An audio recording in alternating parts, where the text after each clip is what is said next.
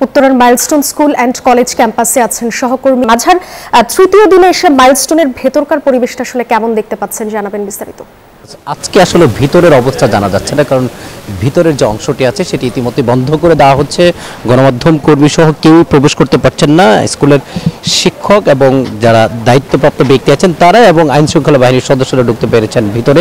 ভিতরের বাহিরের যে অংশটি সেটি যদি আপনাকে গতকাল যেখানে যে এই জায়গাটিতে যে জায়গায় বিমান বিধ্বস্ত হয়েছিল সোমবার, সেই অংশটি কিন্তু আজকে সেটিও ঢেকে দেওয়া হয়েছে টিন দিয়ে।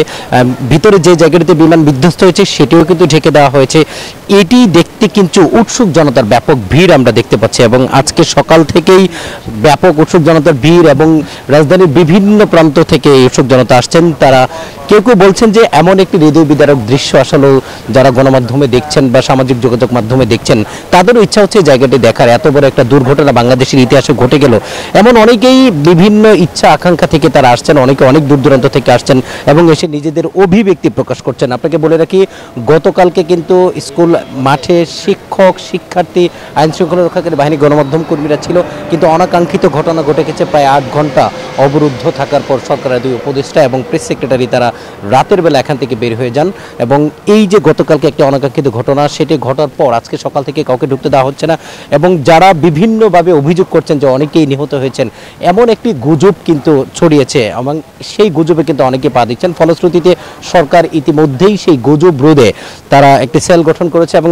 একই সাথে স্কুল কর্তৃপক্ষ একটি 7 সদস্যের কমিটি গঠন করেছেন। সেই কমিটির 3 দিনের মধ্যেই তারা ফলাফল দিবেন এমন কথা বলেছে। আমরা একজন যে এই তদন্ত কমিটির যে সদস্য ওনার সাথে কথা বলেছিলাম, তিনি যেটা বলেছেন যে তারা আগামীকাল যে একটা স্কোর বোর্ড করবেন, সেই বোর্ডে ডিজিটাল বোর্ডে দেখাবেন যে এই শিক্ষার্থী কতজন সেদিন ক্লাসে ছিল, কতজন নিহত হয়েছেন, কতজন বার্ন ইনস্টিটিউটে আছেন। যদি কারো কোনো অভিযোগ থেকে থাকে সেটি তারা তাদের কাছে বলার জন্য অনুরোধ করেছেন, কেউ যেন কোনো ধরনের গুজব না ছড়ায়। কারণ ইতিমধ্যেই যে ধরনের গুজব ছড়ানো হচ্ছে যে বিষয়গুলোকে কেন্দ্র করে, এগুলোকে কিন্তু ব্যাপকভাবে সামাজিক যোগাযোগ মাধ্যমে অপতথ্য ছড়ানো হচ্ছে।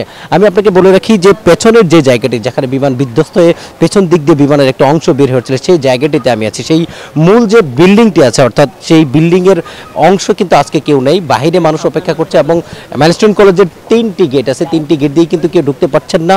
প্রধান গেট ইতিমধ্যেই তালাবদ্ধ এবং দ্বিতীয় যে গেটটি আছে সেই গেটটিও আটকে দেওয়া হয়েছে যেন কেউ ঢুকতে না পারে এবং উৎসুক জনতার ভিড় কিন্তু সকাল থেকে বেলা গড়ে এখনও বাড়ছে। দুপুরে কিছুটা কম থাকলেও যেহেতু বিকেলের হওয়ার সাথে সাথে কিন্তু আবারও উৎসুক জনতার ভিড় বাড়ছে। সবাই বলছেন যে এমন একটি দুর্ঘটনার দেখতে আসছেন, কিভাবে সেই দুর্ঘটনার ঘটলো, এতগুলো প্রদীপ নেবে গেল, সেই বাবা মা আসলে কেমন আছেন, সেই কষ্টটা আসলে তারা এখানে বুঝতে আসছেন। এই জন্য তারা বলছেন যে মানুষ আসলে একজন মানুষ কতটুকু কষ্ট নিয়ে মারা যেতে পারে, বিশেষ বাচ্চাগুলো কতটুকু কষ্ট নিয়ে মারা গেছে, এমন কথাগুলো কিন্তু তারা বলছেন।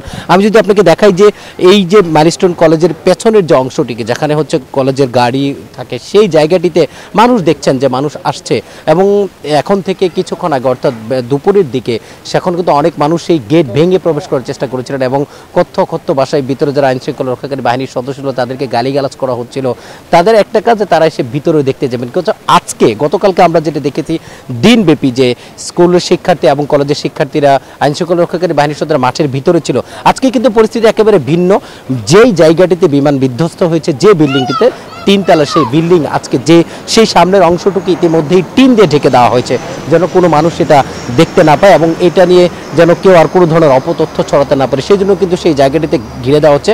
আমাদের যেটা ধারণা আগামীকাল হয়তো বা আবার জনসাধারণের প্রবেশের অনুমতি দেওয়া হতে পারে, কিন্তু তার আগেই সেই গেটটিকে তারা ঢেকে দিয়েছেন যে কোনো ধরনের জন্য অপতথ্য না ছড়ায়। আমি দেখছি যে গণমাধ্যম কর্মী, সাধারণ মানুষ, আইন শৃঙ্খলা রক্ষাকারী বাহিনীর সদস্য সহ তারাও কিন্তু বাইরে অবস্থান করছেন এবং ভিতরে অবস্থান করছেন অনেকে। ফলে বলা যায় গতকালকের যে ঘটনা বা সোমবারের যে অনাকাঙ্ক্ষিত বিমান বিধ্বস্ত এবং যে ধরনের ভয়াবহ বিমান বিধ্বস্ত আমাদের বাংলাদেশে হয়েছে, সেই শোক কাটিয়ে যাদের সন্তান নিহত হয়েছেন সেসব পরিবার স্বাভাবিক অবস্থায় ফিরবেন এমন কথাও সাধারণ মানুষ বলছেন যারা এখানে এসেছেন। বলা চলে ভিতরের যে পরিবেশ সেটি আজকে আসলে দেখার সুযোগ নেই। উৎসুক জনতা আসছেন এবং তারা তাদের নিজেদের অভিমত বা মতামত ব্যক্ত করছেন। এই ছিল এখানকার যে অবস্থা, সেই সম্পর্কিত আমার কাছে সর্বশেষ তথ্য। সাদিয়া। মাঝার, ধন্যবাদ আপনাকে। বান্ডেল থাকলে প্রতি সেনমানিতে টাকা বাঁচবে। বিকাশ সেনমানি বান্ডেল কিনে জিতুন প্রতি লেনদেনে।